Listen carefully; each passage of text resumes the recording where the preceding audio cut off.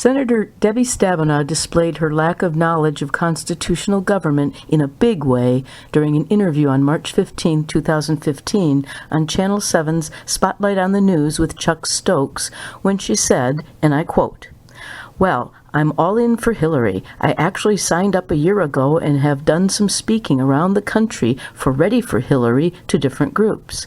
I don't believe that there's a man or a woman today that is more knowledgeable, capable, skilled, or prepared to be President of the United States than Hillary Clinton." End quote. I guess Senator Stabenow lives in that liberal utopian bubble that has blinded her from the decades of alleged corruption surrounding Hillary Clinton. I would suggest that Senator Stabenow visit my website, JaniceDaniels.com, and scroll the home page to find and then read my commentary called An Analysis of the Life of Arkansas Attorney Hillary Clinton. That might jog her memory of why Hillary Clinton is most unprepared to be the next President of the United States.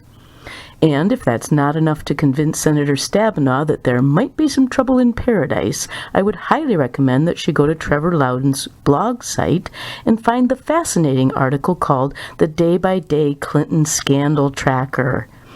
After reading and analyzing all the background information that both of the aforementioned articles provide, there is only one conclusion that any thinking person who loves America, who understands that the constitutionally limited Republican form of self-government is guided by the rule of law, administered equally to all persons, requires that Hillary Clinton be immediately served an indictment by Attorney General Loretta Lynch, that she faces charges ranging from lying to cover-up to treason against the United States of America. The only term that Hillary should be prepared to serve is in prison.